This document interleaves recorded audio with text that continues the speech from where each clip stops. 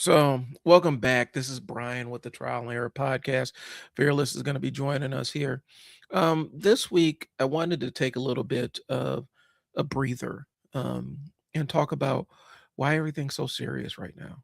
Um, you know, Initially, I was going to call it why it's so serious, but um, that doesn't necessarily mean anything good if you know the context of what that's about. But I guess the thing I need to talk about is, and this episode isn't just you need to be more happy, you need to find the joy and all this other stuff. Um, People are dealing with real stuff out here. Economies, the economy is doing what the economy does. Um, I don't necessarily feel like the leadership that we're getting the leadership we're getting is really meeting any of the moments that we're involved in. We have a war that they just kind of disclosed the actual casualty and injury, and it's not anywhere close. Like they've been kind of hiding it, and I suspect we're probably going to find out more. So there's a lot of heaviness in the world right now. Um, my wife and I were kind of commenting on watching the news last night, and there's a lot going around. You got the explosive diarrhea parasite that's going around. You got this, that, and the third. And so this episode is not just to tell people you just be happy and just smile through it. That's not the point. Um, People got money pressure, they got job instability, there's family stress, all the political chaos, burnout, health problems, uncertainty about the future. And the question is not why can't people just lighten up? The better question is why does everything feel like it has to be so serious all the time, where there's never any reprieve from it? And I think it's more of an internal question. Um, as we start moving through, it's more of an internalized question. Why does everything have to be so serious all the time? Where is the ability to put down some of this mental baggage that we're carrying around and just be free of it for an hour or a day or a weekend or whatever? Um, I feel like what's happening is this is kind of being plugged in 24/7, 7 days a week. Bad news, it used to be if bad news wanted to hit you, it had to travel through a couple of different channels. If you're out and about, you had to have actually somebody tell you it, or you had to have a television on, you had to be listening to the radio or something. And then the bad news kind of found you, but you could opt out by not listening to the television or not listening to the radio and things along those lines. And now you basically your phone is a main line for every horrible thing that's happening in the world. Hi, how's it going? Thanks for tuning in. And so we all carry around these devices, and these things are a main line um into us. It gives us direct access to us at all times. And um for a long time back when I was growing up, we thought that this level of connectivity was like it'll be a great thing.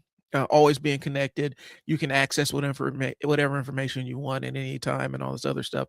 And I think now we're really starting to see the negative impacts of constantly being connected um, to the internet and to news outlets and things like that. If you watch like CNN or any one of these news channels that's 24 hours a day, 7 days a week, they aren't even like they have that scroll across the bottom of the screen. That's not even really news. That's not information that you can use to benefit you in any way, shape, or form. It's just clips of thoughts.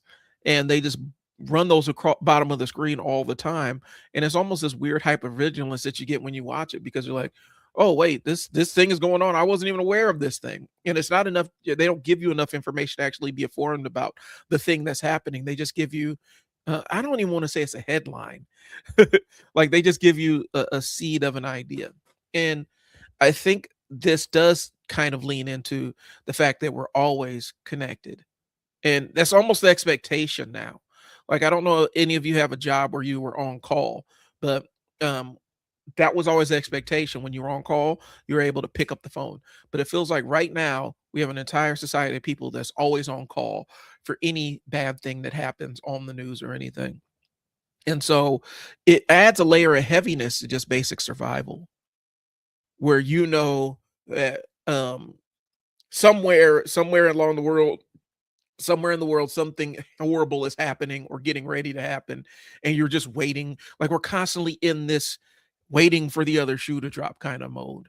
um it does, like I said, it does come with the ongoing persistent reliance on technology and the connectivity of all things. And I'm not here to talk about how horrible technology is. I'm just being straight with y'all. I think a lot of times this air of heaviness that we carry around on a daily basis has everything to do with we're just waiting for the other shoe to fall. We're waiting for the bad news. Like, you're waiting for the bad news to hit you. They actively get you in a mode where it's like, okay, what horrible thing is going to happen? Hey, thanks for tuning in. What's up? So, um, again, it's one of those things where you have so many different pieces of chaos floating around. Um, I don't necessarily, thanks, son. I don't think we're necessarily getting, um, I don't think we're necessarily ever getting any reprieve from it. I feel like even when people go on vacation, the the need to perform your vacation, where you have to take documentation and video of said vacation to show that you were actually on vacation, like, that is becoming kind of the expectation of the social media world we're living in. Hey, I'm subbed and liked. Well, thank you. I appreciate it. Hopefully we can keep you engaged here. That's what we're doing. So Fearless is going to be joining us here shortly. Um, but yeah, I think that's kind of where we're at. Like, we feel like we have to perform 24 hours, 7 days a week. And I almost feel like it's a byproduct of a society where everything is recorded and documented. Um, for those that are under a certain age, you may not understand this. You may not even know this, but there was a time where you could go out and not be recorded, at least to your knowledge, and it wasn't going to get straight to the internet. Like, it wasn't going to get your exploits. You tripping over that crack in the sidewalk was not going to go viral with a bajillion likes. It wasn't going to trend on any social media platform. You would just trip and experience the embarrassment of tripping, and then once you walked away and brushed off your scrapes and everything, you felt fine. Now you walk outside and trip down a set of stairs or trip over that bump in the sidewalk, and you are at risk for this to be broadcast to a billion people simultaneously, instantly. You have no say in the matter. You're Yeah, you have no say in the matter. Like, there's just a dude with the camera ready to upload your most embarrassing moment, and that's how we live. That's kind of how we live every single day. So I hear younger folks talk about it back in the clubbing days. You could go out there and dance and not have to worry about getting recorded and put on the internet because you dance goofy. Now that's an expectation. And so now when people go out, they're very guarded. They monitor themselves because they never know who the person is with the camera looking to get that little viral clout, that little internet clout, that drug of that shot of internet clout. Um, you never know who that person is who's going to be recording. We had an entire show called Candid Camera, where it was about people people existing with where people are out doing stuff, and there's skits where somebody has a hidden camera and you get a chance to see how people act in real life. There was an entire show about that. There's America's Funniest Home Videos, where people had a camera and they were recording something funny and sent it. Now that is just basic life. That's opening social media and finding this guy got kicked in the face, or such and such got knocked out, or this guy fell down a flight of stairs. This person is under the influence of some, they went to the dentist and they had some sedatives in their system and they're saying funny things. It has 150,000 likes within 5 minutes of you posting it. That's what we're up against right now. So I could see where the heaviness comes in, because you feel like you're living in a fishbowl. You're under surveillance 24 hours a day. The piece I don't know, the piece I don't quite understand, is people actually opting in to be part of the fishbowl. Like, people buy Ring cameras and stuff and put them on there. So not only, now you have their surveillance on your door. So now people can see whoever comes to your door and see how you respond to people coming to your door. So there are layers to this where we opt in, but there are lots of it where we're not opting. Like, we opt in, but we're not necessarily given the opportunity to opt out of it. So that's where we are. All right. Um, and so everything is a performance. Like when the entire world is staged, everything's a performance. And I think that layers into the heaviness of what's going on. Um, we should not pretend that people are being dramatic. We're seeing a lot of people that get super depressed based on what's going on. My father-in-law did struggle with that aspect of it. Um, watching the news and getting bummed out behind the news. And eventually it's like, you got to turn this news off. You can't keep mainlining this all on a daily basis because all it's doing is showing you the worst sides of everything. What's up, Fearless? Hey, what's going on, champ? The entire he would sit there and watch the news and it would bum him out all the time. And it'd tell him like, man, you can't watch this all day long. Because all this is doing is just feeding the worst stuff in humanity straight into your eyeballs on a daily basis. And you're watching, on this channel, you're watching the local news and you're talking about, who got burnt up in a fire, what kids got killed. And then after the news comes on, you're watching murder mystery shows. You're watching all these murder mystery shows about these serial killers and everything. And it gives you this really bleak view of humanity. And it makes the world feel artificially heavy when we do actually have a bunch of serious shit going on. Right. But a lot of people are stretched thin. And so basically, Fearless, we're talking about why everything feels so heavy right now. And it's not a dismissal and saying you just need to be happy. It is, yeah, there's serious stuff going on. What do we do about it? And how do you balance life in a world where there is stuff that has real stakes going on? And so Yeah, I don't. And so the threads I picked up on is we're constantly under surveillance. Some of us has opted into it. Sometimes you're just not even aware of it. Talked about tripping over a crack over the street. Used to be, in 98, if you tripped over a crack in the street, you tripped over the crack and the people that were there saw you fall over the crack, and that was it. And it didn't go any further than that. Now you trip over the crack and you're going viral on TikTok, you're going viral on Instagram. Somebody made funny music to it. They made memes out of it. You're seeing them on Facebook. And so now your little central moment of embarrassment is worldwide for the whole entire world to see. And I do think that plays into it where everything feels urgent. Your most basic going to the store feels like it has a layer of heaviness, but because the last thing you want to do is do something stupid, and go viral for it. Because I've seen people go viral for some stupid stuff. Somebody's having a bad day and they end up crashing out on social media, and all of a sudden you're Karen, and that's trending on social. You're the Karen of the week, and that's trending across social media and everything. And so I do think that the surveillance state we kind of live in, where some of us we're opting into it, is a real thing. So, yeah, people are getting stretched thin. Nervous system kind of shifts into protection mode, right? So, how do you Fearless, from your perspective, how do you manage this where you got all this heavy shit going on and not falling victim and not feeling like, because you got a lot of things moving in your world too. How do you avoid getting sucked into that feeling like this is just is so doomed and everything negative? How do you avoid that? I mean, you don't. Okay. No, you don't. So a few days ago, as you know, we're shutting down our bookstore, right? Mm-hmm. A few days ago, dead ass, no joke. Somebody came in and basically took everything. Our refrigerator, stuff that I had put on marketplace to sell. Somebody came in and stole all that shit. Oh no. Like, wiped me out. And I was just kind of like, huh. There's a bunch of different things I could have did, but the one thing I kept saying to myself was, it wasn't yours before, it ain't yours now. Right. You're gonna sell it to somebody else. Somebody basically came in, beat you to it.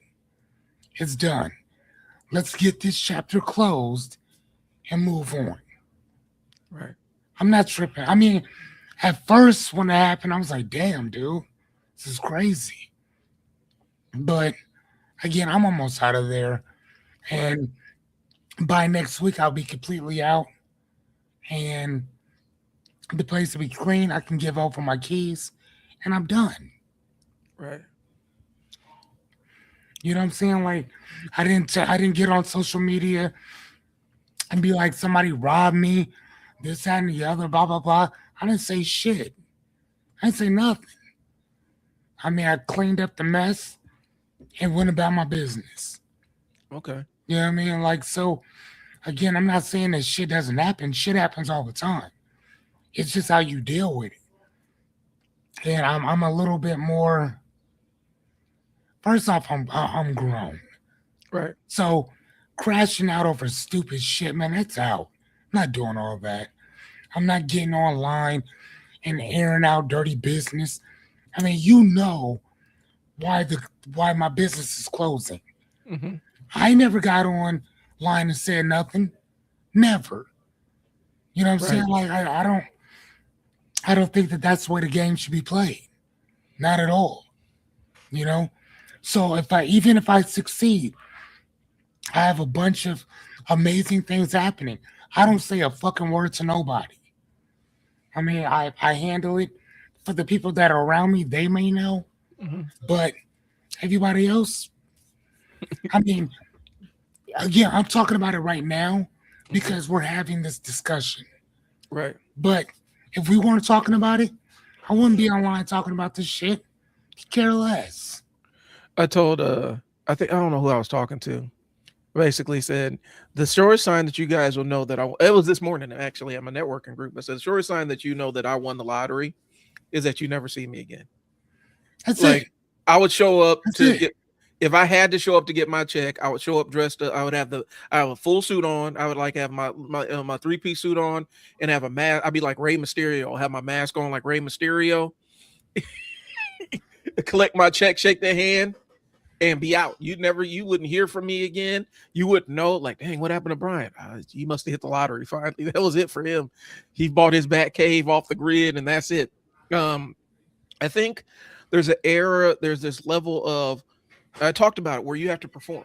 Like this performance, you got to perform. Nowadays, you got to perform your vacation. It's not enough for you to go Right. on the vacation, but now you got to show you flying in, you landing, making a whole video about it, showing videos of you swimming up to the bar and partying up and posting all that stuff online on social media. And for me, I just rather go experience it. You don't really need to see me out there like that. You Right. know, that's one. And then two, I learned a long time ago, don't ever tell nobody when you're out of town. Don't, especially on social media, you don't tell people when you're not going to be in town. They don't need to know that. No. So even if you're going to go through all those steps and everything, post your stuff when you get back. Don't tell people when you're leaving. Don't ever tell anybody when you leave in town. Unless you Oh have somebody yeah, not at watching your all. house.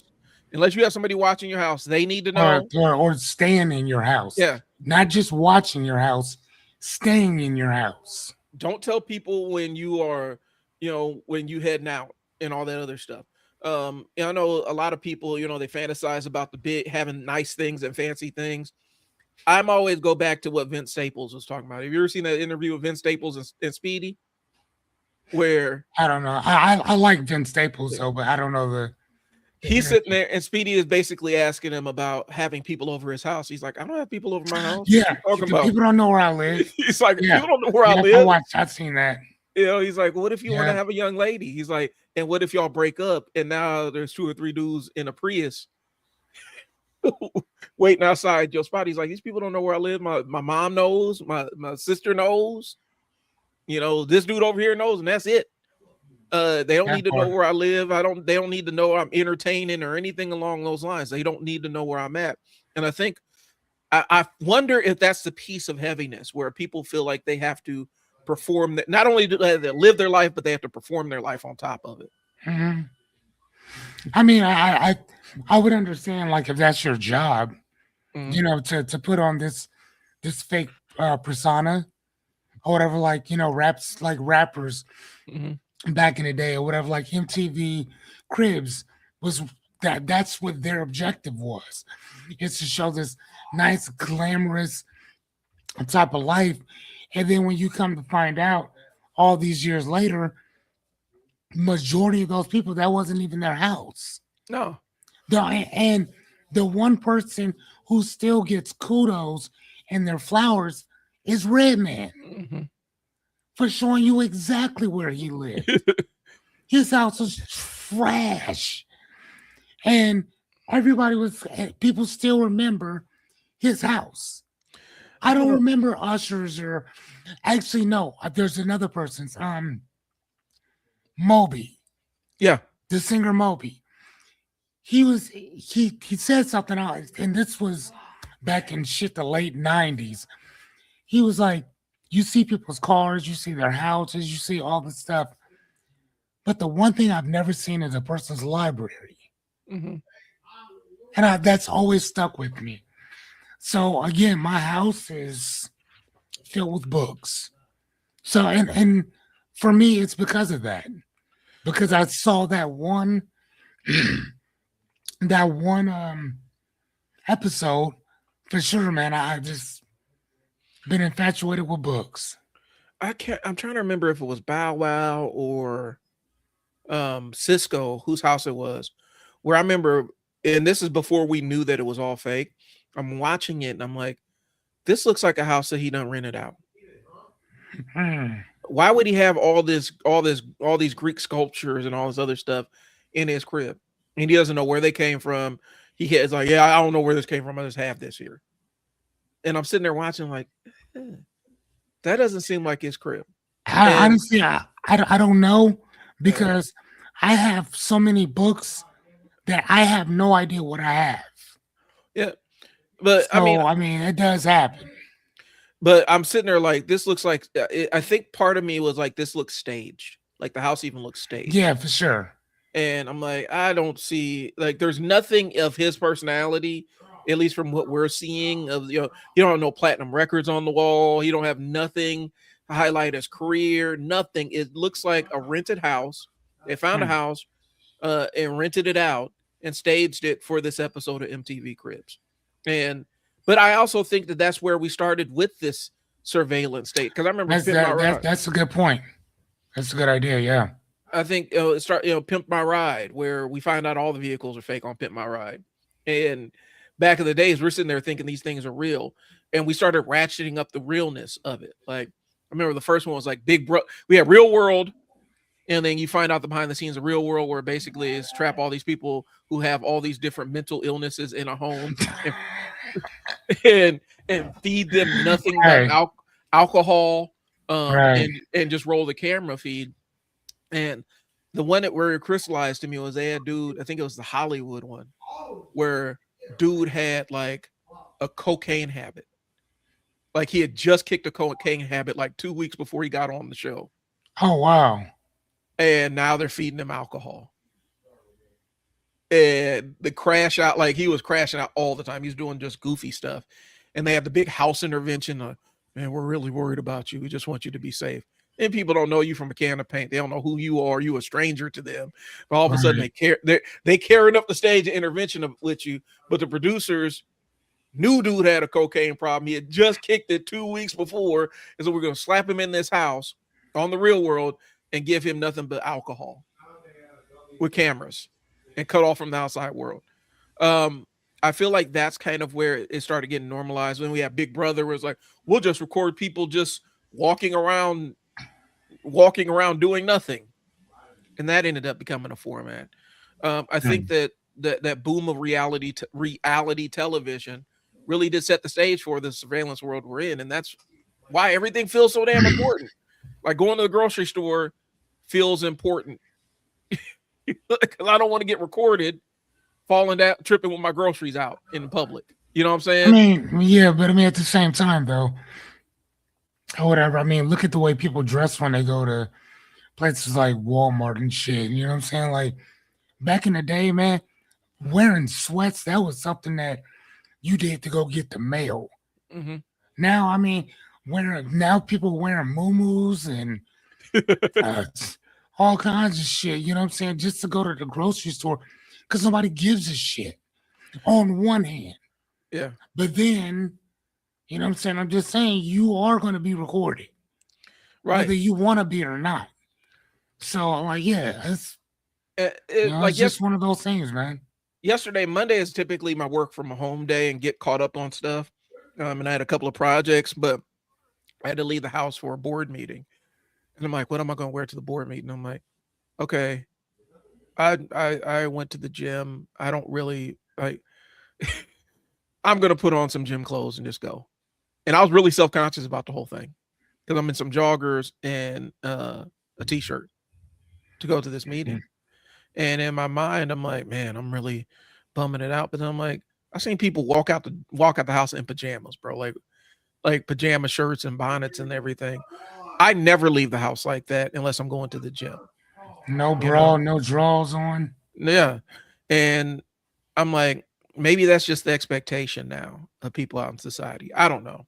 Um, I do think that on a level where I think we're on a level where people, on one hand, don't really care how they look, but on the other hand, know that they're constantly being surveilled because there's Mhm. a camera everywhere now, and that camera footage.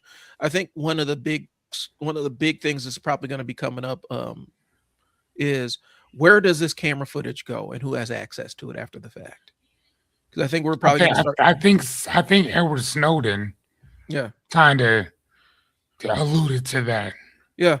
We have all these private contractors install these cameras in these cities and whatnot to watch people essentially and surveil people.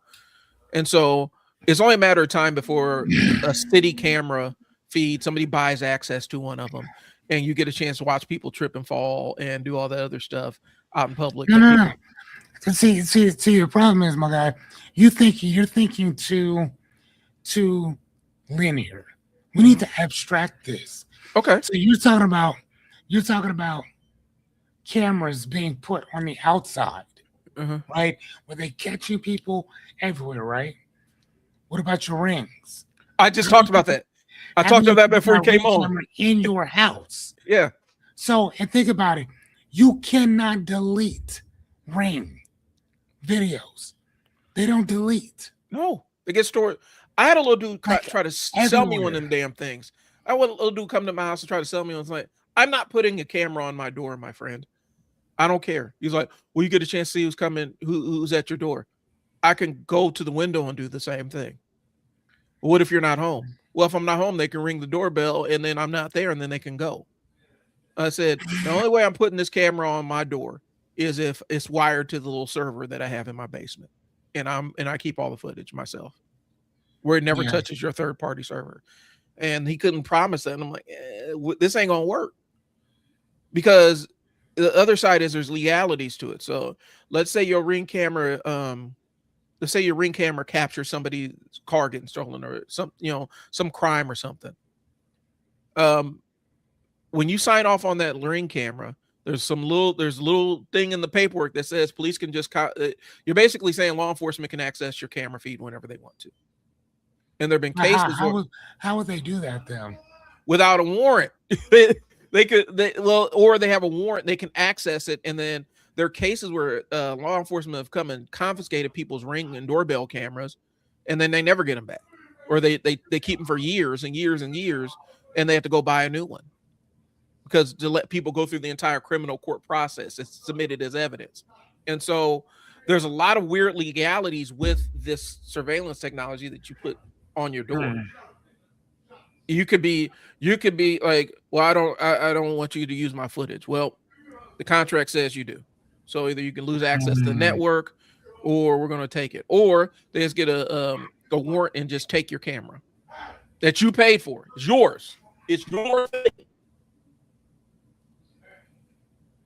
I think that adds a layer of heaviness to it. I feel like even the Ring doorbell footage I've seen. Have you seen the one with the this one's crazy.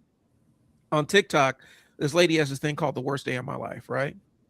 And so it all starts out with she is in a robe, holding like a chihuahua or some little one of them little tiny dogs, ringing the doorbell so that her husband will pick up his phone, and then he picks up the phone and is like, call the police, we've been robbed, and all this other stuff. She's standing outside with her dog. And so she starts telling the story. And instantly my BS detector went off like, oh, this is generated for social media. So long story short, this lady was in a bath, taking a bath. She had put her kids down for bed. And these are like little kids, like infant and toddler age, right? She had locked the bathroom door. She says she heard somebody banging on the door. First, she heard somebody banging on the door, trying to break in. She thought it was her husband. She has her phone. She calls him, or she has her phone and looks and sees he's still at work. So now she's like, "Oh, burglars are breaking into my house." So what she does is she says she doesn't have any clothes on, but she has her robe and stuff on when you see the footage. So at some point she put a robe on. At some point she grabbed the dog. At some point she ran past the children's room outside, left the kids in the house with the burglars to ring the doorbell because she said she didn't have her phone, which she had access to in the bathroom. You get where I'm going. Anyway, long story short, she made this entire story about how these home intruders are broken in, these burglars are broken in and everything. And people are like picking it apart like, so you left your children in the house with home invaders to grab the dog? Well, if I would have grabbed the children, then they would have shot at me. So you decided that your kids would be best suited just staying in the house with home invaders while you grab the dog and run outside to ring the doorbell. And so I'm reading the whole story and I'm like, instantly my BS detectors are going off. And I'm sitting there like, why would somebody subject themselves to this level of scrutiny for this? Either one, it's true, and she operates on a different frequency than a lot of other parents I know, because I'm not grabbing the dog and leaving my kids. The dog can fend for him. The dog will be okay. Because we were asking, why'd you grab the dog first? Why didn't you want the dog to run away? But you wanted the burglars to be in the house with your kids? Or what's happening here? And then she said they didn't steal anything. The burglars didn't steal anything. They just came and unplugged all their Alexa devices. What? That is the exact response that warrants. They didn't steal anything. They didn't steal anything. They just took their Alexa devices and unplugged them. How did they know where they were? So you have this lady that concocted this story, and either she had the most bizarre home invasion I've ever heard of, or this is all a lie, and she's just trying to get social media attention. I'm leaning towards lie because none of this feels real. But so, my little cousin, kind of the same thing happened to her. Mm-hmm. She was upstairs at the house doing something, and she heard the doorbell. Mm-hmm. Didn't even bother looking, and then she heard some knocking, and she kept thinking that it was her brother, my other little cousin. And then all of a sudden, boom, boom. And then she went downstairs, and these dudes were trying to break into the house. She immediately called 911, this and the other, and then they ran off. And so, no, that does happen. Oh, yeah. But, But okay, and that's where I'm going, because the home invasion piece sounds plausible. If you ever been through getting robbed, I have. If you ever been through, there are parts of it that make sense, but then there are parts of it like, oh, this is from a movie. Like, this is movie stuff right here. You left your children in the house with home invaders. You had your phone, and then you don't have your phone, and then you say they took your phone, but then they find your phone. They took your phone, but then they left your phone. All this stuff all over the place. And so something real kind of messed up about that situation. Yeah. Years ago, I was watching this cop or whatever, and he was saying that statistically speaking, if something like that does happen, he said, if you and your kids are in the house, he said you need to run out of the house, go get help, because the likelihood of the intruders hurting your kids very low, Mm-hmm. very low. You something different. Right. Them very low. So he said, no, run, go get help, and then come back. Or whatever. So I mean, and again, I mean, you can stay in there and squabble up if you need to, or Yeah.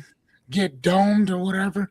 But your kids are still probably going to be alive, statistically speaking, unless it's some type of drug cartel or something. And I don't know what to tell you, Yeah. you know. Or unless But I it's mean, some mythical home invaders that you made up because people were like, I think she was creeping, and then that's what happened. Because she called her husband to check where he was, and then she's like, he's still 45 minutes away at work. And all of a sudden now she's calling, call the police instead. I don't know. How do you have your phone, not have your phone, have your phone, not have your phone? man, you Like, gotta send me this. I I'm gonna love to send you. watch it. I'm gonna post the link. I actually will post the link in the comments if I can find it. It'll take a second, but it's the worst day of my life. And she has an entire thread of stuff. And people are asking her, well, here's the answer, and here's where the police dusted and everything. Like, this doesn't seem real, but okay, we'll let you rock. I think back to the topic, I do think that the seriousness ends up becoming like this defense mechanism where you are on guard when you're guarded most of the time out in public. And it's not guarded against anything real. It's guarded against things that you don't actually see or feel, whereas somebody else has a camera on you, um, or whatever. And people stay serious so that they can feel prepared at all times, and it puts you on high alert. Um, and if you've lived in situations where there was environmental violence, you ever survived a shooting or anything like that, it does put you at a heightened state of awareness when you're out in public. Um, Mm. Not necessarily a bad thing, but it's not necessarily a healthy place to live all the time either, you know? And so that's where that line gets drawn. Let me jump around on here. The piece I wanted to get to was because Fearless and I've talked about I've talked about hustle culture before. That entire grind set, get up and grind. You can't have anything nice in your life until you achieve X, Y, and Z. And you're gonna have to go, what was it? You have to put your head down and grind. And some days you won't be able to show up for your friend's wedding or your kid's softball game and all this other stuff while you're going out and getting it and all the other stuff. I do think that that's permeated the culture in a lot of senses where people who have regular ass jobs where it's not even their own business that they're pushing, think that this is how you're supposed to live. Hmm. What do you mean?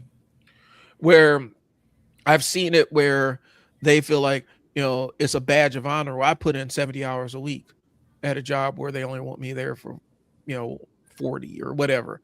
Um, where no days off, we don't take any rest. Like it becomes this thing where, yeah, man, I worked all the way through the weekend and people are hype about it.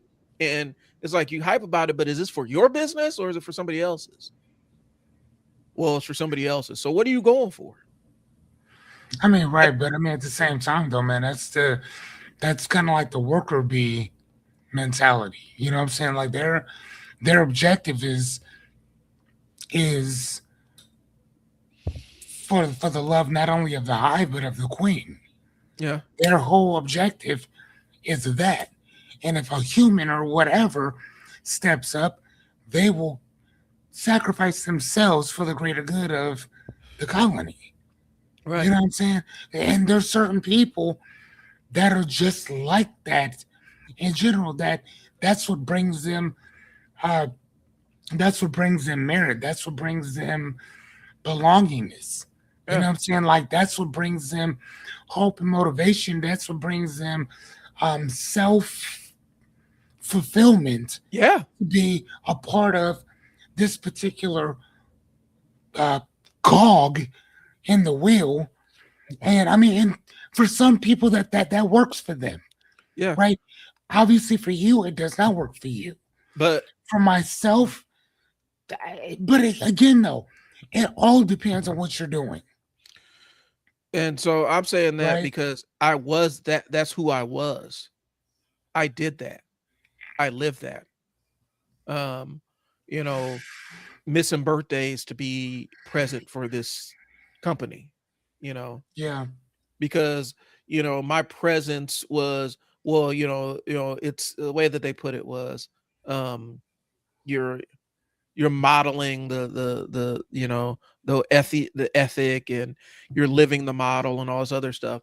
And they would get you to sacrifice huge chunks of your interpersonal time and intermesh them with events for the organization. And you would actually get dinged for not giving up your free time to do stuff. Does that make sense? They call it living the mission. And that's how they said, does he live the mission? Does she live the mission? Do their actions reflect the mission? And I did that for so long, and then I look back and see all the birthday parties I missed, and all the weddings that I missed, and all the other stuff. And what did I get out of it? What did I have to show for it? Well, roughly in the same spot. Titles have changed a couple of different times. But I'm roughly in the same spot, and I reached the goal that I was grinding towards and making, had centered, organized my entire life around. And I got there, and it was empty. You reach the top, and there's nothing there, and there's nothing else to motivate you, because your entire thing was a climb to the top. It was a journey of it. And so I lived that high achiever lifestyle. And for me, for a lot of people, they find something else. For me, I'm like, oh, I'm done. I'm done with this. Right. I'm never doing this again. And that turned me off of it. For other people, like, they find a new challenge. For me, I had accomplished everything I had set out to accomplish. And for me, it was time to move on to try entrepreneurship or try something else. Okay. And so I think it's one thing if this is like you're responsible for your own income, right? Like, or you're grinding because your effort reflects on your paycheck, or it reflects in your career progression, right? I see a lot of people putting in this kind of work and time for no reason whatsoever, aside from the internal motivation of being able to say they accomplish it. But then when you talk to them, they're miserable about it. Like, I've seen that balance. Does that make sense? Like, it's one thing if you're getting something emotionally or even materially from it, but I've seen people put in that layer of self-seriousness and ethic and grindset stuff, and they don't get anything out of it. They don't get anything emotionally out of it. They don't get anything materially out of it. It's just another thing that they do. So I don't know. I don't know where I'm going with that, but that's something I've seen, I experienced it, I lived it. And I think that hustle culture thing, if you're hustling towards a goal, that's something. It doesn't have to be money. You know what I'm saying? But if you're hustling towards a goal, it's something. But a lot of times the hustle just becomes a hustle for the sake of the hustle. Yep. I mean, but again, though, man, there's some people that that's how they grind, though, bro. Yeah. Yeah, you know what I'm saying? Like, that's just how they get down in general. Yeah, and I guess that's what my question is like, I don't mind people doing it. Everybody lives their own life, but I think for me, the question is, what are you doing this for? Like, if it's making you miserable and you hate it, why are you still doing it? Right. And it's not because you have to, because a lot of times, if it's something you don't have to do, you just feel obligated to do it. Who are you obligated to? Who are you carrying all this for? And why turn your life? Why live the life of this monk if that's not what you're driven to want to do? If that's what you want to do, and that's the life you want to live, that's fine. But I've met so many people that are out there grinding, and they feel like they're on a hamster wheel, and it's like, so can you advance your career? No, that's not. Now I've kind of reached the top of my ladder. Well, do you get more money? Well, I get incremental raises. It's like 5% or 3% every year, which matches inflation. So, nah. Do you even like it? Not really. What are you doing? What are you doing all this for? you know? Right. So, and I know it for a lot of people it's just survival. But I think that's where you take some of that and say, okay, I have to do this because there are days where I've done this, where I had a job that sucked. I'm like, I have to do this. I got to find something that makes this engaging or entertaining for me on some level so I can go in there and do it to the best of my ability and then put it away when I get done. I see people that just have given up on that side, even given up on that. Like, I'm not even going to Mhm. try to enjoy this in any way, shape, or form. I'm just going to endure it and then not do anything else to change the other aspects of it. I don't know. Right. But uh, the thing is, I think the biggest piece of the hustle culture thing is every skill has to become some kind of income that you can make, and Mhm. every setback ends a lesson, and every quiet moment has to be wasted time. Every moment where you're just not doing anything, you're wasting time. Sleep when you're dead, that kind of stuff. Mhm. you know. And for me, I sleep when I'm tired. you know. Right, I got you. I think the thing is the joyless ambition. Maybe that's the entire Mhm. point of it, Joy, yeah, I like that. where the I ambition can get isn't, behind that. where the ambition doesn't produce anything but more negative feelings. And so All that's right, that so what grindset. do you what negative feelings do you think that comes with?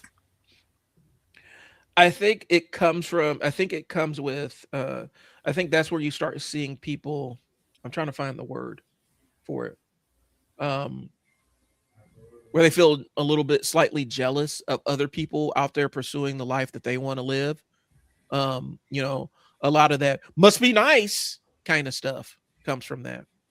Um, I'm trying to remember the word for it, and it's escaping me right now. But it's kind of this weird envy that you end up getting, um, where you actually hold people, you hold it against them when you see somebody actually kind of living life on their own terms, or saying, the job wasn't serving me, so I quit and found something else. Must be Mhm. nice, you know. Um, I don't know. I've just seen it manifest in this lingering bitterness that people have about everything, Hmm.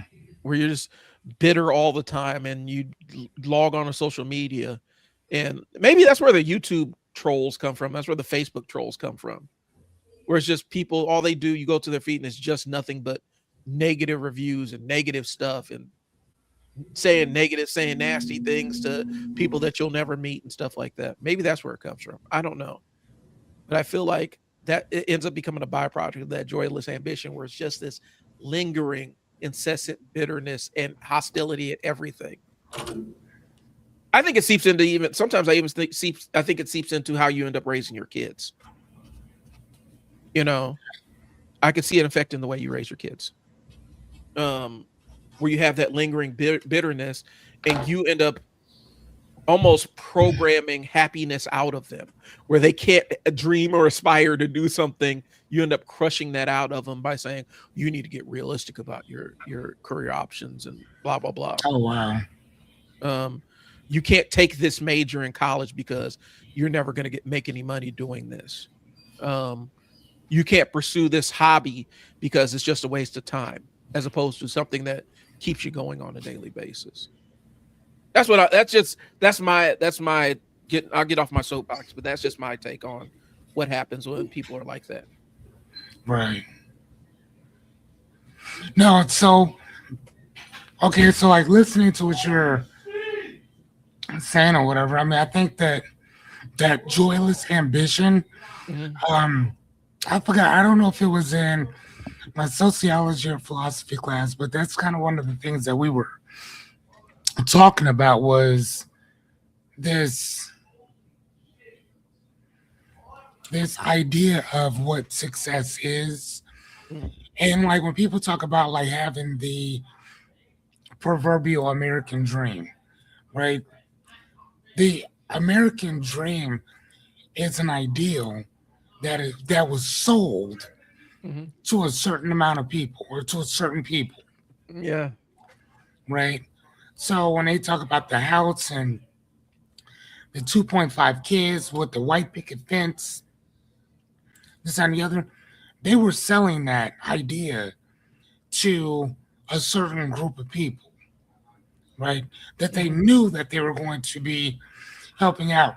So, and then our community, our culture being isolated and kept away from the fruits and the labor of this American dream for the most part, started purchasing um, materialistic possessions in order to make ourselves feel better about not having this over here that we actually wanted, Mhm. right? So that white picket fence, that house, safety, security, belongingness, all that stuff, they didn't get it, right?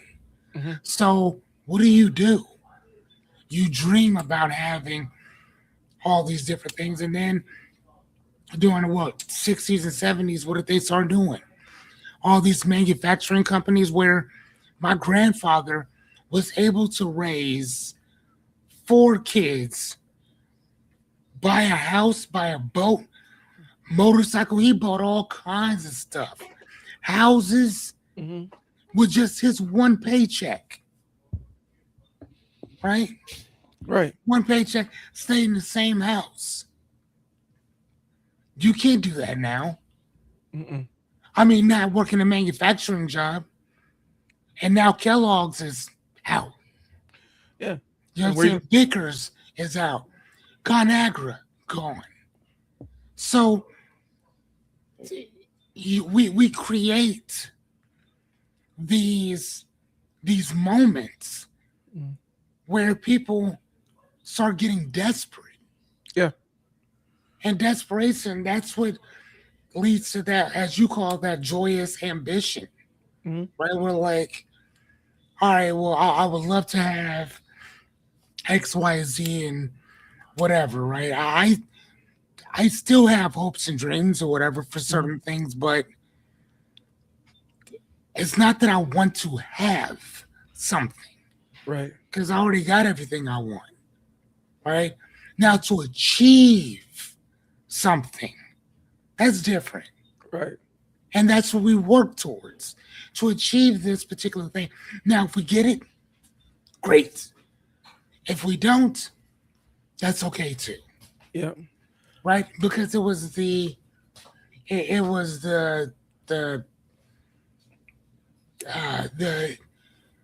the bill. It was the thrill of the ride, The hunt. the chase, the adventure of going on that journey for that, Yeah. right? Like I don't need to have a college degree. I don't need it, right? Having a not having a college degree has not served me one way or the other, Mhm. right? Not a person has ever asked me, do I? Matter of fact, people have asked me, how many degrees do you have? Mhm. What did you go to school for? I would always be like, I never have. I never did. Like, how do you know so much? Because I love to read. So why didn't you go to school? I didn't want to, Mm. right? And I was just talking to one of my really good friends. She's been a licensed therapist for I think 30, 40 years. And we were just talking, and she's like, "Hey, how's school going?" Fine. I'm like, I'm at a 4.0 grade average at GPA at this point. Just finished up my summer classes, so we're done with that. And she's like, it's pretty hard for people to go to school at a later age. You know what I'm saying? Especially 20 some years out of from being out of school. And I'm like, yeah, but you got to remember, I sit and read stuff for fun for hours. Right. So doing homework, that's nothing to me. Like nothing. Writing long ass papers, nothing. But I'm happier now that I decided to go to school now than I did then. Yeah. Where it You felt like know? it like it was obligation. That's how Yes. I came up where school was presented as Yes. when I was growing, when I was in college, school is not, it wasn't presented as an optional thing. It was, this is what you're going to go do, Yeah. regardless of whether it resonates with you. And I think the piece where I lost interest in it the first time around, because I went back to school after I started working to finish out my degree. But the part where I lost interest, like I made it all the way to my senior year. Like I was like a class or two away from graduating when I said this, I don't want to do this anymore because I don't know what I'm doing this for. And so I had Mm. gone through the full sociology, journalism thing. And so I had all the coursework down. I was a couple of electives short um, of graduating. And I'm like, I don't want to do this anymore. And I think the thing that demotivated me the most was um, we had, I all the entire time I was in college, I was working in college radio. Like, and that's what I loved to do. That was the thing that got me out of bed in the morning. I was going to the radio station, doing my show, and school was kind of a byproduct of that. Um, Mm. and having the people, the adults in my life basically say, yeah, the radio is not, I mean, you're never going to get a job doing that. Mm. You need to focus on the studies and not on the radio stuff because radio is never going to pan out. Hindsight being 2020, had I stuck with the radio thing, you know, that turned into that, like we were internet radio. That turned into podcasting. That is a multi-hundred-billion-dollar industry in and of itself. Um, and so hindsight being 2020, my instinct was right when I was like 19 years old. 19, 20 years old, getting ready, getting close to graduation and stuff uh, from college. My instinct was right, and they were wrong. But when I lost the thing that was the motivating factor to keep me in school, where I started listening to them like, well, this thing isn't, if the thing I love isn't really important, then why am I doing it? And I didn't have the maturity to say, you guys are wrong, and this is what I'm going to pursue. Because had I done it, I would have continued out, got the degree in journalism, and moved on. Mhm. But instead, I quit with a couple of electives shy of it. And I think what happened was letting that joy rob me. But I want to go back to what you were talking about with the American dream, because it does go back into the series that we've been doing about the collapse of the American narrative. Um, Mhm. and so we have to be very clear about what we're talking about. There was one segment of society that was like legally restricted from participating in all the other stuff, all the other Yes. aspects of the American dream. Like we weren't allowed to get bank loans.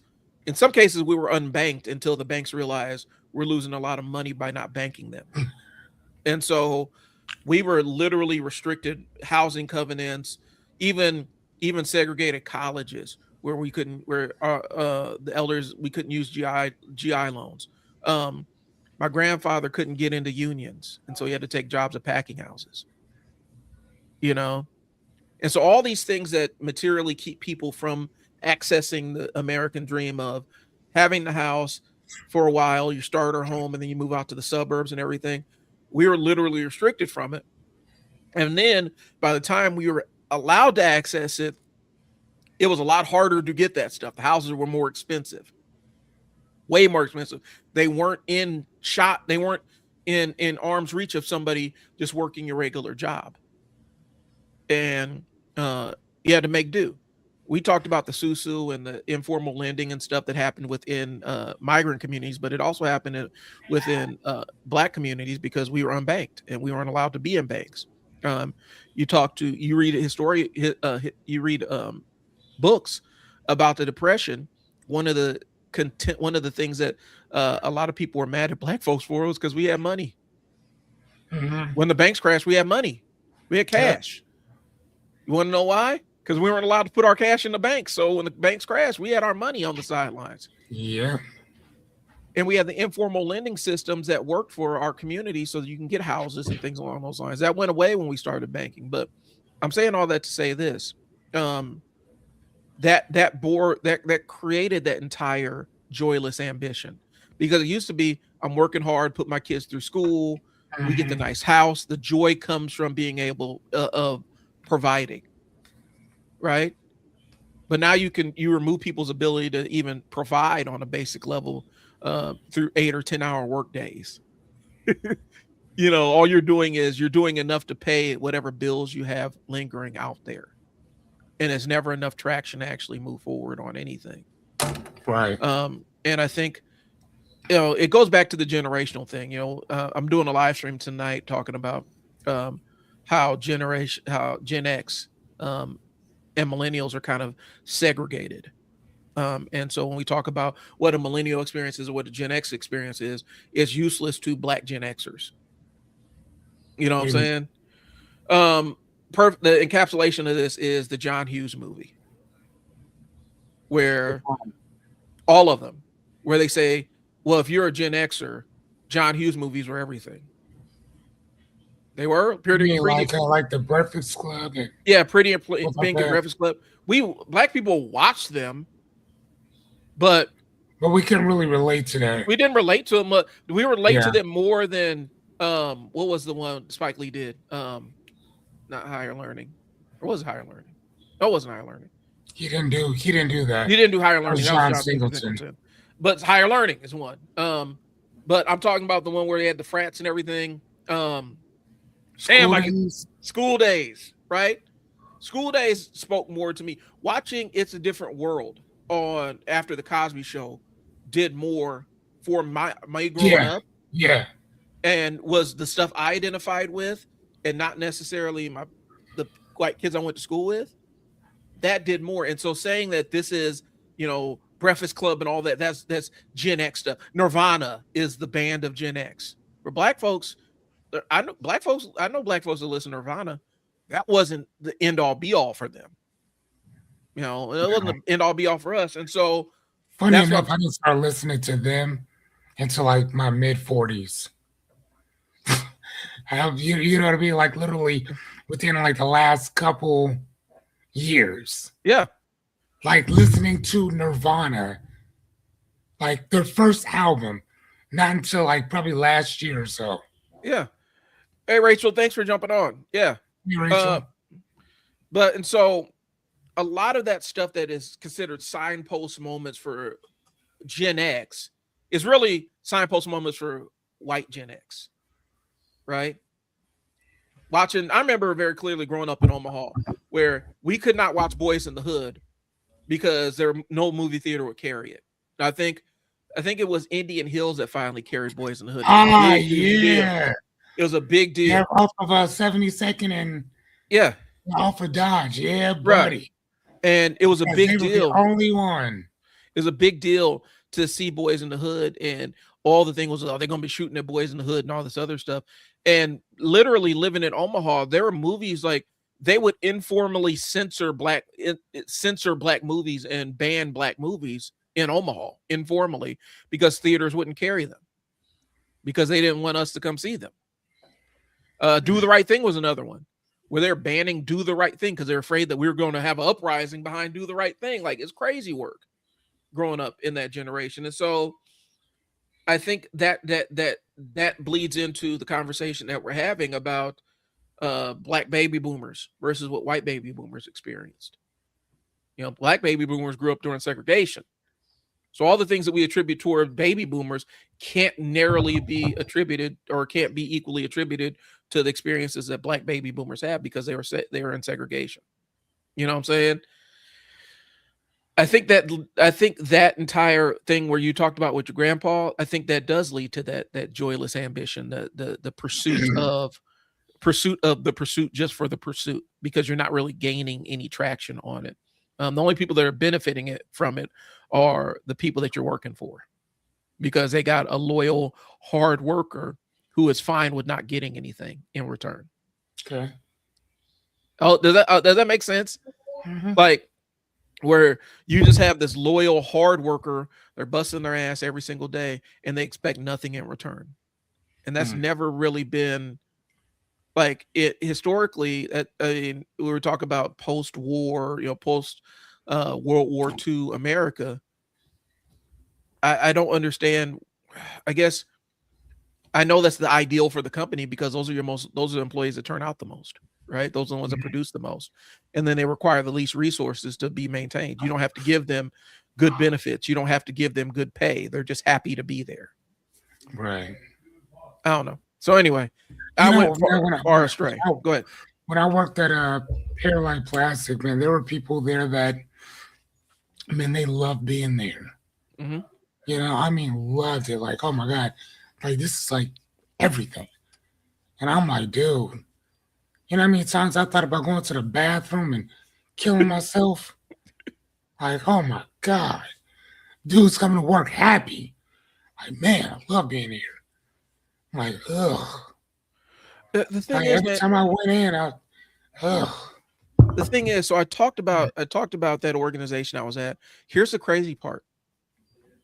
The part I hated about the organization was the hierarchy side of things. I actually loved running my shelter. I loved it to the point where it's actually ruining other aspects of my life Hmm. because I was pouring so much of myself into it. Okay. You know, damaging relationships internally, missing out on a lot of time with my kids, missing out on a lot of time with my mom and her remaining in her last remaining years and everything. It was I loved all the aspects of helping the kids in the shelter and providing them a safe space. I loved all aspects of it. The piece I didn't like was dealing with all the other politics and other bullshit that you had to deal with as middle management at an organization such as that. Right. And then eventually, as you start moving up the ladder, your job starts becoming disproportionately more of dealing with the politics and communicating up and down the ladder and less of serving the people that you're there to serve. Hmm. And that's when I really started like, oh God, I hate this. Yeah. What am I going for now? Well, you're just going so that you can call your own shots and have your own title. So you don't have to listen to the people that are giving you orders right now. you know, and Mhm. that ended up becoming in and of itself. And then it ended up becoming, all right, welcome back. It ended up becoming, I'm here just as to stick it to them because they try to keep me from getting here. Does that Because they make try sense? to keep you from what? They try to keep me from getting here. I'm here to prove to them that I can be Oh, in this okay. seat. And that's where it becomes really negative because it's like, I'm here to just stick it in your, shove it down your throat that I'm in here and you try to keep me from this seat. And now what am I really here for?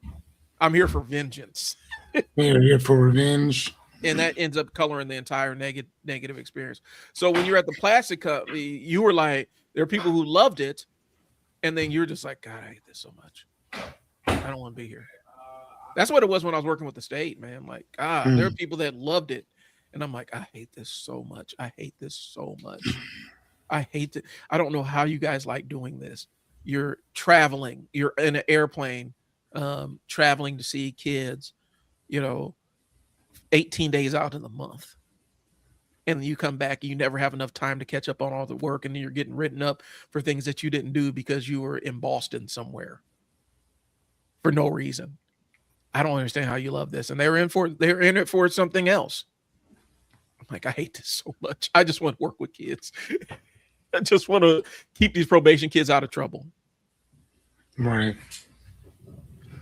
It's Yeah, such an I can't say that I've actually except for airline, there were a few jobs that I've had that just didn't work for me mhm. or whatever, you know what I mean? So yeah, I think I'm good now though. All right, it's such an unproductive feeling to deal with politics instead of doing actual work, right? And I think that's kind of where you go, like what they call it, communication overhead, where as you start moving up the ladder, almost 100% of your job becomes communication and politics, Hmm. where and everything else is overhead. All the other stuff you have to do is just overhead that either gets done or doesn't get done, depending on when you have the time for it. And it is an unproductive feeling. And so, Rachel, Liberty, have you guys ever had that job where it's just joyless ambition? The only reason you're doing it is just because it's there to do, and you're not really happy to be there. There's nothing in it for you except for a paycheck. Have you ever been in that mode? I know we've all had. Every adult has kind of lived in there. For sure. All right, I took a job at Baker's to do flowers and not be part of management. Yeah. Okay. Isn't that what you do, Rachel? You do the stuff with the flowers? hmm Yep. Okay. Rachel is the rock star florist. I've known Rachel for years. Liberty. Fortunately, not. I have friends that have that exact job. How did you avoid it? Maybe that's the question. How did you avoid having I that? think Liberty Switcher has its own job, Yeah, runs its own company though. yeah, If I yep, see, yeah. And that's the yeah, path I remember. that's the path I took when I exited the workforce. Was I'm gonna just if I'm gonna be miserable, I'll be miserable on my own terms, and it turned into something that was fun. The manager was actually scared that I would take her job from her. Isn't that crazy to work Yes, under? yes, yeah. And then like I think we were talking about that before, where people, I don't know, I think it was in sociology. We were talking about people being overqualified, and overqualified basically means that you you can take my job. Hmm. That's what overqualified means. You know what I'm saying? But it's like, well, you're not, but they'll hire you if you're underqualified. Yeah. But if you're overqualified, nah, you're good. So No, I ran into that twice. for sure. One on the lower level, and then one as the top of the chain in the management, and it was weird each time. I had one where it was my first management gig, and the way they brought me in was kind of shady. Hindsight, I look back on it. I think I was brought in to be this lady's replacement, but she was on leave. And so when they brought me in and did the hiring process, they said, okay, this shelter is to do what you like with it because you have all the expertise in managing kids that are on, have basically juvenile felons and stuff. You have the expertise in managing this population of children. Okay, cool. And so they said, design it the way you want to. So they brought me in. They had all the demo work, construction. We built classrooms. We built all that other stuff, did the entire build out. And then she comes back from leave and she looks around and she's like, what happened to my program that I had before? Because I Hmm. think they were thinking she wasn't going to come back. So she How comes long was back. she on leave for? This was probably a good 4 to 5 months. Hmm. And so Okay. I'm sitting there. I had worked on getting my program up and running for 3 months. They bring her in, and instantly I am the focus of all of her rage. I'm sure it is. She's mad at me because she thinks that I'm coming in, and I'm sitting there like, I had no idea of any of this stuff. They told me that I could have my own program. Now I got to share this with you. Okay, we'll find a way to coexist. We didn't. And so one one day they put me in the office and say, you know that lady that hates your guts, that we set you up where she's just gonna hate your guts for no matter what you do. Well, we decided that she's gonna be your supervisor now. Oh wow. I said she can't be my supervisor, bro. Like that's not gonna happen. Well, I mean, there's nothing you can do about it. So she ended up becoming my supervisor, and then I got a taste of her toxic management style about why she couldn't keep staff because she pulled me in her office one day and said, "Yes, it was a nonprofit. It was a Oh nonprofit." wow. She pulled me in and basically said, one of my staff, he had just gotten there a couple weeks ago, and so he's still learning this population of kids. And so she pulled me in and she's like, well, some days you just got to come on and tell somebody they suck until they quit.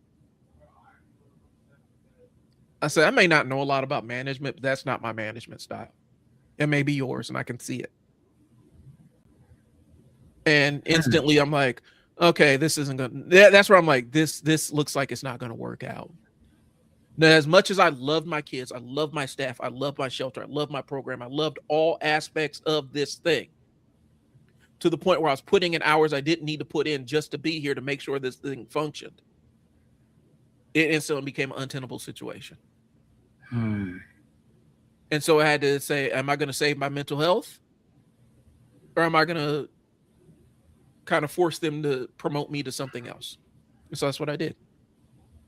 Because I kept copious notes. And I'm like, all this stuff could get you fired. All this stuff could be a federal lawsuit really easily for me. And I presented it with them like, here are everything I have that y'all fucked up and I kept you out of. I kept you out of trouble with the state here, and here. I kept you out of lawsuits here, and here. I made sure the staff were trained in this aspect when you guys didn't do X, Y, and Z, and I made sure they were in compliance with everything. Hmm.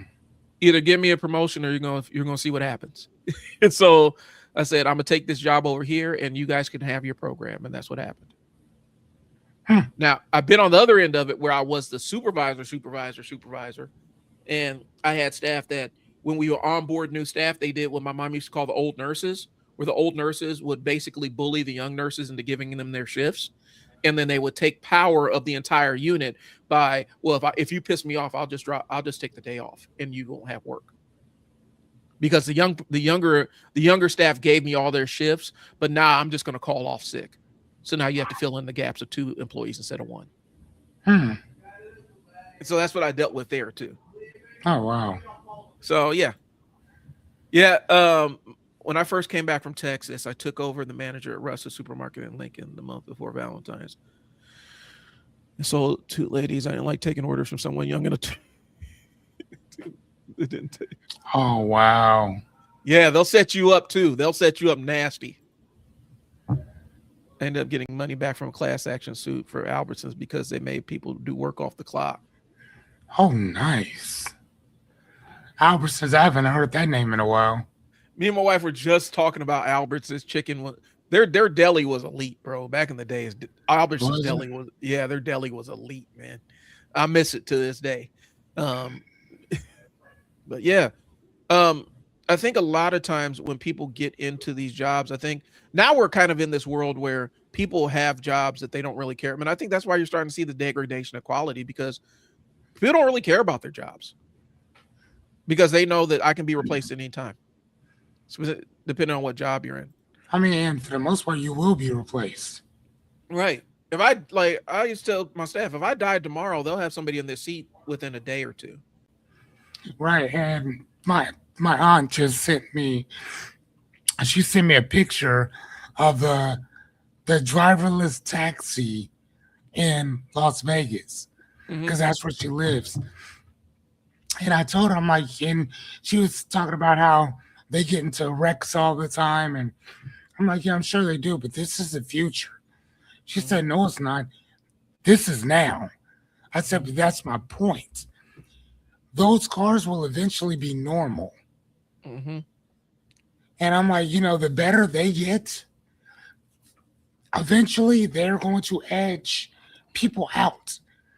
Elon Musk was even saying years ago, one day there's going to be a time where cars don't even have steering wheels in them. There will come a time with that. And I can't wait. Hopefully, for me, I'm off the road by now and sat down somewhere and not having to travel anywhere, because that sounds like a nightmare scenario for me. I do not trust autonomous cars. I don't trust them. I do not trust them saying I am. I do not trust them to take me here or there. I do not trust them to take me anywhere. But I know it's coming. Yes. I know it's coming. And so now I have to deal with a teenager crashing into me, but now I got to deal with an Autobot crashing into me, and I don't want a Transformer crashing into me. So here's the thing. The reason why I would say I would rather that than the other is because a manless car crashing into you is going to have video of everything. Yeah. Somebody else is hitting you in a Regal. You just got hit in a Regal. It's like we don't milkman. That is true. We've taken it and put it at the store, and so now instead of having fresh milk delivered to our doorsteps, we have to go get milk. Go get it. But I guess my thing is, I understand technology and stuff like that. Hey, you're sounding pixelated.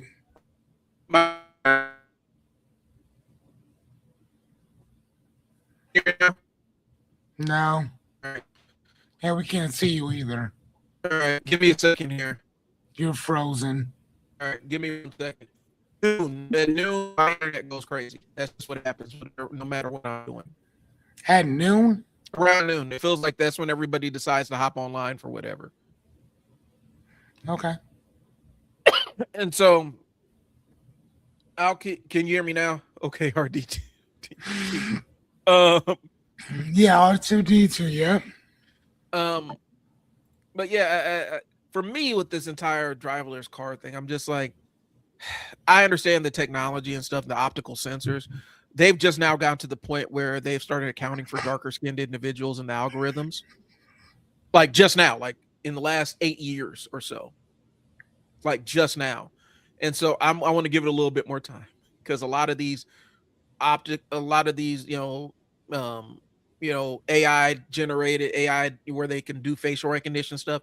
It's not optimized for anybody but white folks because that's typically who's been writing the code. Mm.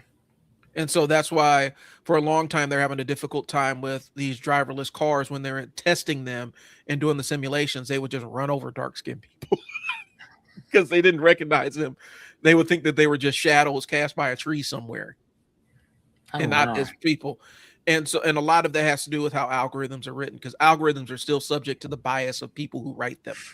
Yeah. And so in order to make an algorithm bias free, you have to have, this is about to be a dirty word. You have to have diversity, equity, and inclusion to make sure that everybody in the room who's writing the algorithm is represented equally. Right. And people don't like that. They're like, well, the most qualified. Well, just because somebody says, hey, let's intentionally get some black coders in here doesn't mean that you're unqualified. It means that we need people in here that are darker skinned so we can test out this algorithm. Or that your parameters Lunchtime. run one way, so we need the other parameters, somebody else to see things from other parameters Yeah. that you can't see. Right. And that's literally all it is. And again, that's not a dirty word. These It's not. fuckers are making it bad where people are scared to use it. Don't be scared. Yeah. It's a marketing term. It's just like That's it. it's a marketing thing where they've made DEI the catch-all boogeyman, where DEI just means that we have DEI means we have veterans programs. DEI means that we have a ramp for people who are in a wheelchair, or you have to use a walker to get around. You know, Yeah, just like being woke basically means if I see bullshit, I call bullshit. yeah. That's all it is. There's nothing more to that. DEI That's it. DEI means that we have to get pedal extenders for my daughter when she starts driving because she physically can't reach the pedals. Yeah, she's gonna have to because that's dangerous Yeah. with people being so close up to the wheel. Yeah. If that airbag go off, you're done. And so that's kind of what we're talking about. And so, um, long story short, that's why I don't trust autonomous vehicles because the technology is not the technology lagging behind, it's the software that supports the technologies that's lagging behind. Okay. And so that's why I don't necessarily trust the software. But like I said, I mean, it was a big deal when Google dropped their tensor chip and said this tensor chip can detect skin tones and color correct for skin tones, and people were mad about it. It's like, no, that's the thing with camera technology. For a long time, camera technology, the color correction on camera technology did not account for people with darker skin. And so when you did color correction to that darker skin, it was a hassle because your white balance got thrown off and all kinds of other stuff got thrown off because the camera internally did not account for it. The film stock didn't account for people with darker skin. And so you had to do a bunch of tweaking and other things on the background to make it work. And so this is not new. And just because it's uncomfortable and it's about race doesn't mean that it's made up. So anyway, long story short, I've gotten far afield from what I was really talking about. So I think what I am going to probably put a pin in this because I've been going for almost 90 minutes. Let's see. Yeah, we just talked about why everything feels heavy constantly in performance. I guess the question is, how do you escape all this stuff? How do you escape always feeling like you have to be on and present and connected and all this other stuff? How do you get out of it? Because I'm more connected. I'm way, in terms of internet and social media and stuff, I'm way more connected than your average person. And so like, what do you mean that? How do you opt out? Like, what do you mean by that? So when I say this, one of the things I talked about was we all have these phones, right? And this phone is a straight line into bad news. Bad news, if something bad happens, is going to come across your phone first. Okay. And you're out there living your life, doing your thing, and all of a sudden 1,000 people just got killed in a blah blah blah in Bangladesh somewhere, and now you're like, damn, that sucks, man. You know what I'm saying? Bad news can reach you no matter where you are. You're connected into this. and sometimes you can train your algorithm to show you nothing but bad news. How do you feel like, how do you get away from this feeling of always being connected and always feeling surveilled and always having to put on a performance when you're out in public? Switch your focus. Okay. So I think there's a couple things. I think switching our focus and focusing on other things or whatever. A lot of it is basically just reframing what's actually happening in front of you. And Mhm. again, what I mean by that is, again, I was just robbed of all our shit not even 4 days ago. Robbed, like robbed. Rob. That sucks, Yeah, right? Sucks. But what can I do about it? that's true. So what do you have a control over? That's That's it. all Like doing. if you can control it, then control it. Right? Yeah. Now, I look at life in three different ways, right? So things that I can control, Mm-hmm. things I have no control over, and things that I contribute to. Mm-hmm. If I'm sitting there doom scrolling, I'm contributing to this. Yeah. I can't change anything here. So I'm just focus on this, right? Mm-hmm. That's it. But your algorithm is based on what you're You like. consistently watching. Mm-hmm. That's the point I wanted to It get to. gives you what you watch. It gives you what you focus on. I don't focus on negative. I focus on like comedy or philosophical stuff or sociological type stuff or religion. Those are the things that I like talking about. So that's what my algorithm Mhm. gives me. So Yeah. when y'all talking about my algorithm sends me some more weird shit, what is it about you that the algorithm's like, he's gonna like this? Mm-hmm. Now you see me talk about this because I've talked about it on my feed before, and I mentioned that, and I got pushback for that.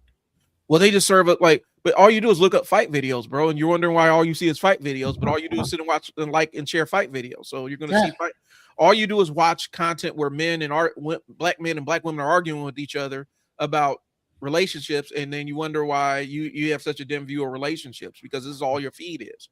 Or you Uh, sit around watching fart videos and yeah. cats and shit or Now whatever. I mean, yeah. the one I can't. Okay, so Rachel, you run off to your greenhouse and shut off your notifications.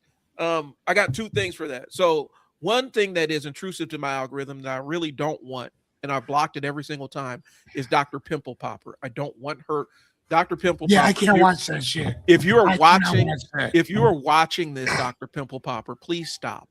I don't know who you've made a pact with or if you sacrifice somebody to keep putting your videos into my feed. I do not want to see them. I block them whenever they come across. I do not want to watch extraction videos. Not now, not, and this is for my friends too. Do not send me extraction videos. Not now, not ever. What is I an don't, instruction video? where somebody's pulling a blackhead out of somebody's face or popping pimples. I don't want to see Yeah. that shit. I never ever want to see that. But somehow it keeps ending up in my feed where Facebook's like, "Hey, you might like this very disgusting thing that we're going to show them. Enjoy." Um, and so for me, an example I have is my birthday is on September 11th. My birthday Ugh. is 9/11. Yeah. And so every year I make an effort to not turn on the news, not even turn on television. I And wouldn't. that's how I do it. And that has given that birthday, it doesn't feel as weighty as it used to for the last, however many years. Um, one thing that's weird is, 25. yeah, one thing that's weird is I escape into work. If I'm grinding away on something, I'm building a website or editing a video, I don't see all that stuff. And so it allows me to escape and shut my brain off. Mine Mhm. is greenhouse Yeah. garden, flora stuff, French anti-Trump. And anti-Trump. Mine is this. Mine is just sitting down reading books. hmm That's my thing. You know, I I think love to read. I think the secret is everybody has to have their thing that's not connected. Some people's entire lives are social media. Everything they do, even their business is built around it. Um, And I'm a person that teaches business owners how to get on social media, right? Mm. You would think I would be like, you gotta live and breathe this shit, bro. No, I don't. I don't think you need to do that at all. Mm. Sometimes I think you need to post what you're going to post and then not even worry about how people are going to respond to it. Some days I think you just need to sit down and schedule all your posts so they go out and then you never see how people respond to them. Okay. Some days I think it's just shutting your phone off, finding something else to do. But I've seen people completely crash out over, in community, like we're all in you're in this Facebook community group where it's just people that live in your community, and people will just go to war with each other. If you've ever been in Omaha Food Lovers Uncensored, you know exactly what I'm talking about. Mm. It can turn into a blood sport in there. It is so Really? crazy about food. People go to war about this shit. And it's like, so you're all uniting over your passion being foodies. But now it's seeping over until it's like you're acting like an unhinged individual about it. To the point where you're diatribes and people getting blocked and people's addresses getting posted, all kinds of crazy stuff because you disagreed what this person thought about this pizza in this restaurant that you're not going to go to. And it's taking it too seriously. Sometimes we need things the old fashioned way. Agreed. Absolutely agreed. What are some recent books that you're reading that you like? If you name 3 self-help books that have big influences on you, what are those 3? I got a couple. Hold on one second, and then I'm gonna get down. Fearless, you probably can take this one, but I also have some. Liberty. Or the You Park Like an Asshole group. I've seen that one too. It turns in contentious, bro. It's almost like Jerry Springer on your Facebook feed. And that's why that's why I try not to engage too much into it, because at some point it ends up becoming all drama. Next door, the Next Door app, I've heard it, the Next Door people are really, really toxic or hyper toxic. But some people live for that stuff. All right, jump back. What are some recent books that you reading that you like? 3 self-help books that have big influences on you. What are those 3?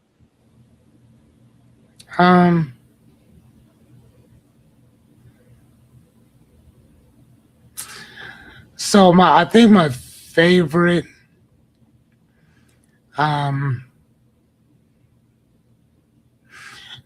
the Courage to Be Disliked Mm-hmm. is my all-time favorite. I've read that book probably 3-4 times, and I don't read books more than once. Mm-hmm. That one I did because it was so good. Another one that's more like a series. It's not really for self-help, but I think it's not a self-help book, but it's in that genre. Um, the Ishmael books Mm-hmm. by Daniel Quinn. And there's 3 of them. The first one, second one wasn't really that good, but the third one was really good. The end sucked, but it was truly amazing. And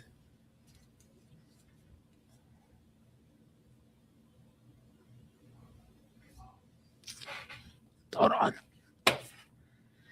this one here, The Culture Code. Mm-hmm. And this one, yeah, I don't know if you can see. I'll try to show you guys. Hold on. So some of that shit's in red Mm-hmm. or whatever. Like this is like one of my favorite books, or whatever. And this one I've actually read twice. Okay. Might even read it again because it was so good. And this is an ingenious way to understand why people around the world live and buy as they do. So why do people live a certain way? Why do people buy certain things or whatever? And it kind of talks about this culture that we have kind of like around the world. So they talk about in certain parts of Africa, France, Germany, America. Um, they really, I've talked to you about this before, right? I think I've even Mhm. read some past stuff about it. Yep. Um, We Another got thing too, the American culture for money is proof. This is one of the things they talk about in page 124. It says that we rely on it to show us that we are good, that we have true value in the world. It says that we can prove what we've accomplished only by making as much money as possible. So Mhm. when people look at Warren Buffett, when they look at Bill Gates, when they look at Elon Musk and all these other people, it is the proof of money. Mhm. And it's kind of like we were talking about before, MTV Cribs. Um, uh, this proof, this identity that I Mhm. can see, Yep. right? That's what that stuff is, and it talks about how other people see us as well. But the second book that I was talking about is Ishmael. You want to pull that up, Brian? Um, yep. No, Daniel Quinn.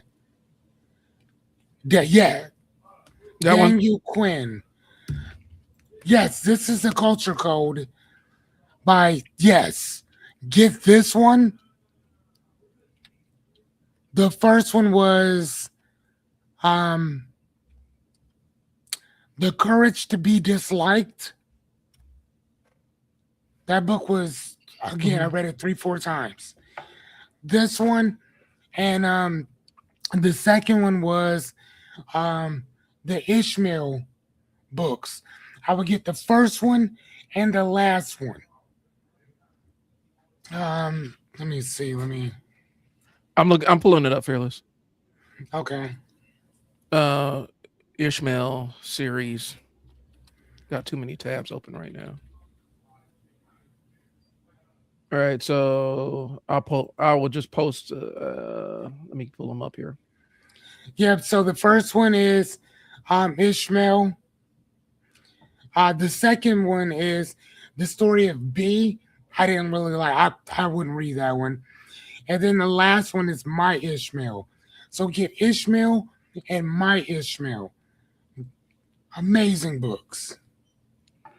I'm trying to find a good image to put on the screen, Fearless. I can't find one that's big enough here. I got it though. So I'll put it up on the thing, and then I will kind of share what my three are. I'm gonna open up image, a new tab, drag this So over. yeah, and again, we're talking about some. There's also another one that I have. So up above me is religion and philosophy. Up here, um, it changed anything? That is so Changed small. anything? What? This image is so small. But yeah, this is the Ugh. book. Sorry, guys, it's tiny. I'm trying to find a bigger. It's weird not to be able to find a bigger version of this.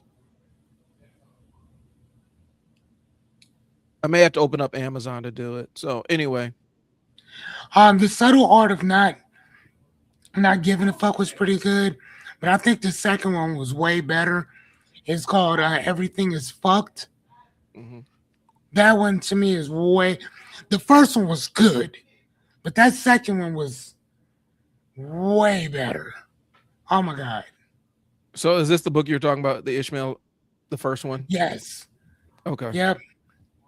And again, the second one, the story of B, I didn't like it. Um, so I would get Ishmael and then My Ishmael. Okay. So for me, the one I would start out with, one of the most important self help books I read was The Fifth Discipline by Peter Senge, and it talks about systems theory, and how systems intertwine with each other, and that's where I always get the analogy of standing on the shore of a lake, casting stones into the water, skipping stones across the water, and there's a difference between just skipping stones and then watch and being aware of where the ripples intersect with one another. Right. and how one ripple spawns other ripples and things along those lines. He kind of leans into understanding how those ripples interface with one another. And so it's a really good book. It got me thinking higher level. Specifically when I got my first like director level job, it allowed me to elevate and see the forest and the trees at the same time, and operate operate locally but have impact globally in terms of what my shelter was. Hmm. Um, and also helped me kind of break down to, I believe it was one of the state senators or one of the representatives, basically kind of explaining like, you guys will create these laws and everything, and I know that you guys are doing them because you think it's benefiting the kids and things along those lines. But what you're doing is you're actually harming the providers, because if you're going to come in here and say my shelter can't operate because the washer and dryer don't have more than 3 feet of clearance between them, that's $80,000 that I have to spend to tear out my walls and my shelter and stuff. And in that and then that means I got to knock out a room. I got to get rid of one of my rooms to allow for the expanded washer and dryer space. It doesn't make any sense, and it doesn't benefit anybody. And these are limitations that you're putting on us. And at the end of the day, it keeps us from serving the kids that you're begging us to take care of. You're not watching where the ripples crash into each other. You see this one end of it, and we're seeing all the other ends of it, all the other effects of it. So the fifth discipline is probably one of the most, that's the book I always go back to in terms of self-help, because it just gets you thinking about how things interface with one another, by Peter Senge. Save the Cat writes a novel. Save the Cat is a writing process that was forgot what the dude's name was. He was a Hollywood screenwriter, and he kind of basically broke down the formula of storytelling. And so they've had different versions of it, but this one is Save the Cat writes a novel by Jessica Brody. And it's really interesting. For me, it's fascinating to listen to the different frameworks of different genres of books and how they're constructed, specifically fiction, and the different things at play, but I've gone down the rabbit hole of Save the Cat. There's Save the Cat writes a horror novel, and the different conventions of different types of horror or supernatural books and things along those lines. I'm fascinated by that because it kind of allows you to reverse engineer storytelling. But yeah, the Save the Cat books, specifically Save the Cat writes a novel, was really kind of a signature book for me, and I still go back to that one. Honorable mention will probably be Stephen King on writing. He also had The Secret Window tucked away somewhere in that book, but On Writing is probably one of the best books about the craft of writing that you're going to read. Hmm. And I know Stephen King is considered pulp and schlocky and everything, but even like literary critics say that this is probably a good starting point if you want to start writing, is reading how he perceives the art. Um, that third one is tough. You're saying self-help. Right. I would say 10x is better than 2x because it Yeah. encompasses so many other books that I've read. It references a lot of other materials that I've read, and you could read that book and not feel like you have to take a deep dive on those other books, if that makes sense. So 10x is better than 2x is one that I can strongly recommend, to the point I've read it multiple times, and it references other stuff, and other frameworks that I've encountered. But the concept of 10x is better than the 2x is it's easier to have a 10x goal than it is to have a 2x goal. Yeah, for It's sure. more productive to have a 10x goal because 10x forces you to change aspects of who you are. 2x allows you to pretty much stay the same and get middling outcomes for things that you apply. This is one of the ones that I just finished reading. How to Rule the World by Theo Baker. Okay. And basically it was about a young man who went to Stanford University, and he was talking about these groups within groups. So you have your skull and bones and all of your other different groups, but um yeah, it was crazy. He's also the guy who took down the president of Stanford University as well. So yeah, he that was a pretty actually a pretty good book. I gave it a 3.9 out of 5. Hmm. It was cool. I mean, don't get me wrong, it was all right. Then before that, when I read Michael Conley, The Proving Ground, which is a Lincoln lawyer book. Hmm. I like law books. Um, The Interior Chinatown, which you might actually like this one. It's a novel about a guy who, um, and I think it's on Hulu Okay. as um, a show. It's called Interior Chinatown, and it's about this guy who's on this fake Law and Order show, but he's like in the background or whatever. So like everything he does is like background esque, and so this is about like basically his life in the background Got of it. this fake show. Okay. Um, Before Um, that, I read Brave New World by Aldous Huxley, which was actually really good, and I actually watched the movie, um, which was actually pretty good too. Before that, I read William Johnstone, The Last Ride of the Dirty Creek Gang. It's a western. So again, man, I'm all over the place when it comes to books. Uh, Liberty Twitcher, what about you? mhm. What books have you read? And matter of fact, anybody, what's your three favorite books that you've read? Whether it's uh, whether it's business, whether it's self help, whether it's fiction, nonfiction, historical fiction. What's your three favorite books? So I I mean, want to I don't go. know about y'all. Like me, I read everything. So the one that I was thinking of that I didn't mention, by Christopher Shabriz and Daniel Simons, was The Invisible Gorilla. That one Oh, is okay. I love The Invisible Gorilla. I've come to that. I come back to that a lot. It just talks about the illusion of attention, and so it Mm, goes into how, how and why the methods by, like, eyewitness testimony has been debunked for years, right? And what it is talks the book about called?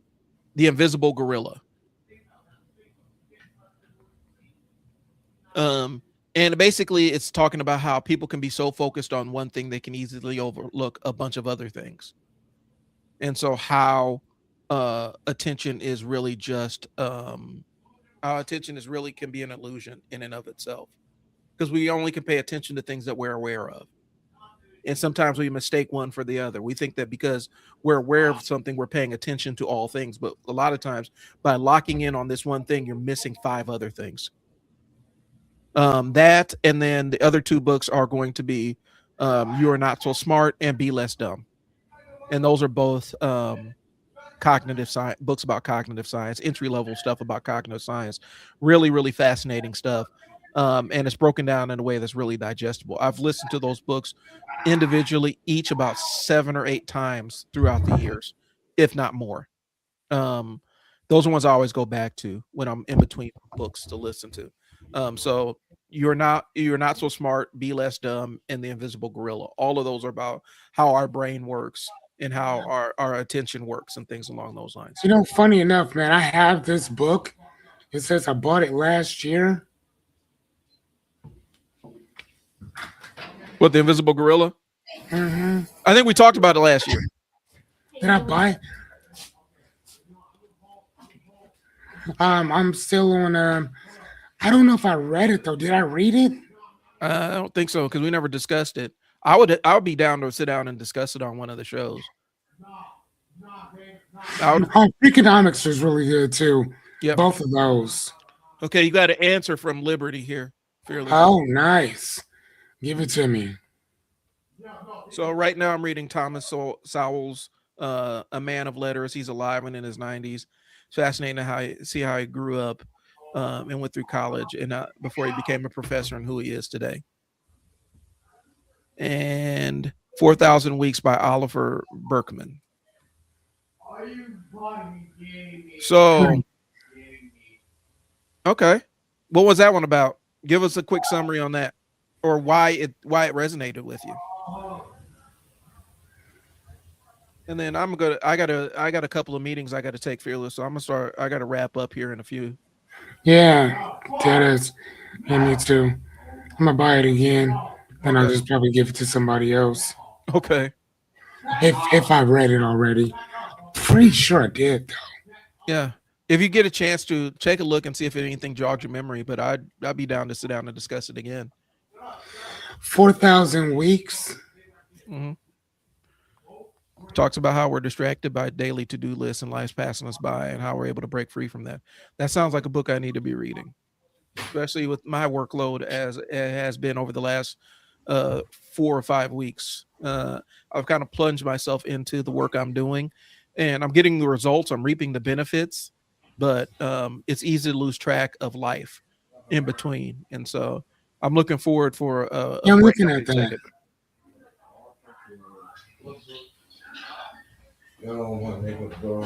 Gives real historical context. All right, I'll take a look at it. I'm interested to see how it juxtaposes against James Baldwin stuff too, and some of what James Baldwin is talking about. So anyway, I got to get running, guys. I do appreciate y'all tuning in. I think next week we can sit down and kind of discuss some of the books and stuff and have some deeper level conversations about that stuff. But we'll talk to you guys later. Thanks for tuning in. Trial and error. Peace. Yeah, trial and error. Deuces.